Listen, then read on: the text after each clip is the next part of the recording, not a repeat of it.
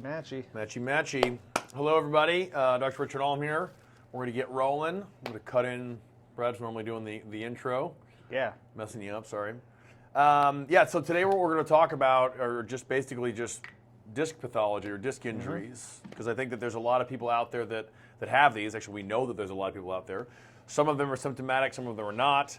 I would say that the vast majority of low back pain is coming from the disc primarily, and virtually all low back pain has some component of the disc. Sure. So it's kind of the weakest segment in the spine, and so that's the thing that we kind of want to talk about, because I know that a lot of you guys are dealing with that. Yeah.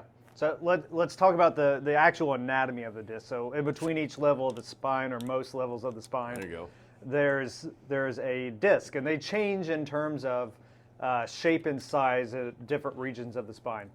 Now, there's an outer wall of the disc, and those fibers are called your annular fibers, and they kind of crisscross in a number of different directions, and they give this will be good for you, not tensile.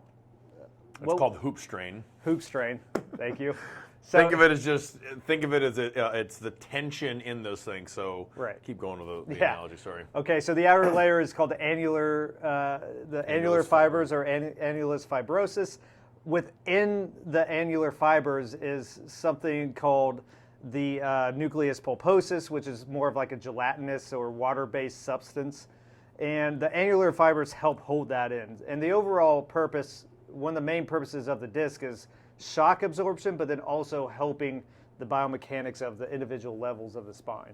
Yeah, and it kind of works like a water balloon with a rubber band wrapped around it. So that fluid-like substance that he talked about in the middle of the nucleus pulposus, it's surrounded by these concentric, thick, cartilaginous rings, the annular fibers. So when it squishes down, shock absorbing, like he was saying, the water gets dispersed out into the annular fibers, and that increases the tension or hoop strain. Yeah. But essentially, just think of it as a water balloon with a rubber band wrapped around it. So that's kind of how the disc works, and he talked about what it does. It's going to absorb shock, and it's going to allow more motion of the spine. Yeah. Now let's talk about... Well, the easy analogy here that I use, whether or not it's like spot on for what the disc actually is like a jelly donut. So we can kind of come back to that analogy to kind of explain what's happening with these different pathologies. So oftentimes people are coming in with disc herniations, which is actually a fairly broad spectrum of different severities of disc herniation. Slipped discs is the vernacular of that. Yeah. So that's not a thing. So the least severe or least progressed is going to be something called a protrusion. Protrusion is where the jelly in the donut, or the nucleus pulposus, which is the jelly, has began to push out into those annular fibers, and we see a little bit of an outpouching of the disc. So if you think about the donut, then the donut on one aspect of it is a little bit outpouched. Yeah, think of the annular fibers are stretching at that point. So they've stretched into that outpouch, as we're saying now. Yeah. They've stretched out and bulged a little bit or protruded, but the actual nuclear material has not sort of, exited the donut, so to speak. Right. And that's probably what we're going to see the majority of the time when people come in. And it's very, very common. Very common. And then that stretching of those fibers is going to create aggravation. So the outer third of the actual disc itself has pain fibers in it. So when you stretch them or you put them under chronic load, then that's going to produce pain. And a lot of times that gives you the generalized low back pain right across the small of your back. And then occasionally you might get referral into the glutes, or you might get referral down into the back of the legs or whatever, the front, depending on where it is, giving you your classic sciatica. And that's all coming from the stretching of the annular fibers because of that posterior protrusion. Yep. Now, the next progression of these disc herniations is going to be something called an extrusion.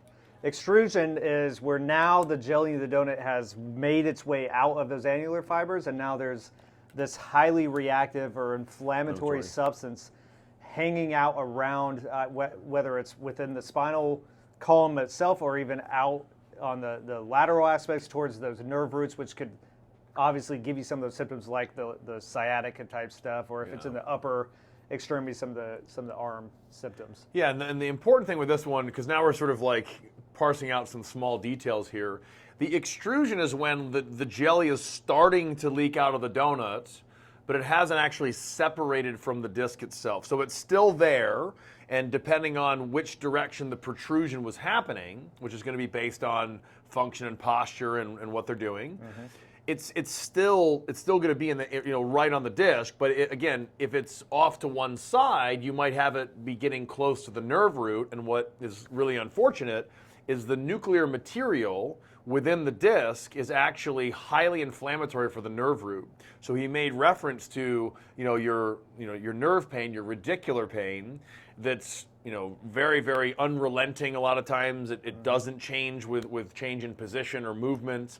You need chemicals to actually treat. Well, we'll talk about how to treat this stuff in a second. Yeah. And then the last one? The last one is a actual sequestration of that material. So we kind of mentioned that in that the previous category, the nuclear material is still attached basically to the disc. When it's sequestered, what that means is that a portion of it has broken off and now it's freely floating either within the spinal column or into those lateral recesses where those nerve roots sit. The nerve holes. The nerve holes, to be Neural foramina. super scientific with it.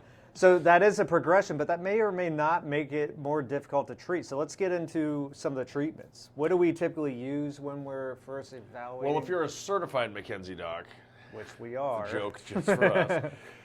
The main tool, and we can even support this in the literature, but the most powerful tool, not like conservative tool to treat disc injuries is going to be the McKenzie method. So we put up a video earlier this week on the press up. Did that get up yet? I think that went out late last week. Yep. So we have a video on the press up that we did. That's one of the common things. So with the McKenzie method, what you're trying to do, well, what I would say that you're trying to do is you're trying to just mobilize joints so that they're able to move the way that they're supposed to. A lot of times, disc injuries can happen from, acutely lifting up something heavy like a box or a barbell, or they can happen from chronic force. Like if we're just sitting like this working and I'm in this slouched posture, that chronic load pushing that nuclear material back against the annular fibers produces the bulge or the protrusion or the extrusion or sequestration. The McKenzie method is going to try to find the direction that most effectively improves the motion of the spine. And you're going to do that with repetitive motion. So that one is an incredibly powerful tool to not only diagnose if it is coming from a disc, but also as a treatment method in here, and then also as a home exercise, and then long term, it's also as a preventative measure. Right, and I think the diagnosis bit is very important, but then also prognostically, it's going to tell us, are you going to respond to this or not? Because some of these different disc pathologies may not respond as well to something like McKenzie method, but well, if you ask any McKenzie person, they say no, people are always McKenzie responders. So we'll know if one way or the other, if you will respond or not, but either way we have some sort of an answer from it, and that will dictate which way do we move forward with care. Which is really helpful. So even if somebody comes in and we were to do a thorough McKenzie evaluation, and it turns out that, let's say that they have, one of the next on the level of severity, so the extrusion or the sequestration, let's say that you actually have some of the nucleus pulposus on the nerve root. Well, that is chemical aggravation. In that case, they're not going to respond very well to the repetitive motion that we would do in a McKenzie evaluation. So then we can identify that, and then now we can direct them to get, anti-inflammatories or something else so that we can actually get them to the right person or get them on the right path, so that, again, whether it's with, our own hands or one of the doctors that we work with all the time, we can actually get you guys feeling better. Yeah, and I think the overall, treatment of disc pathology, I'd say there's always some kind of a mechanical perspective to it, which is what we specialize in treating the mechanical aspect of these things. But as we move through this progression of disc pathology, we may begin to have more of that chemical irritation or that inflammation, which will hopefully respond better to something like maybe an oral steroid or potentially an injection if we need that at some point. Now, the cool thing with some of these, like the sequestration where the bit has broken off, is that time can play a huge factor in this, because what the research shows is, I'm completely probably butchering what it actually says, but somewhere around a year, that sequestered portion will actually be taken back up into the bloodstream and get resorbed, yes. And get resorbed back into the body. So it kind of figures itself out after some time, but that doesn't mean that we can't do things in the meantime to improve quality of life, get you moving better. But some of that stuff may stick around with something like that until it gets fully resorbed back up into the bloodstream.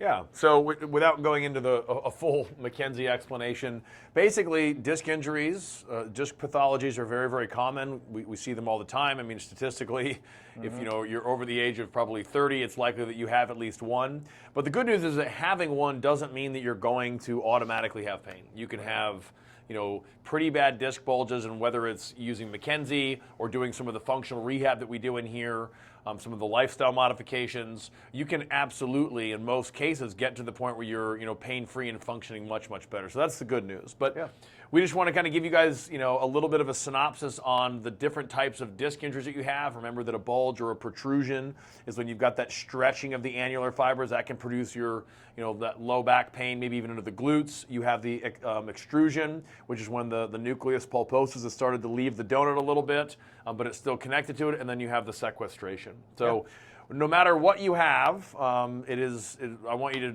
leave this sort of podcast thinking that it is most likely fixable. Absolutely. As always, if you guys have any questions, be sure to reach out. Follow us on Instagram. Look at the YouTube channel. More stuff going up there every single day. And other than that, have a good Wednesday. We'll see you guys next week.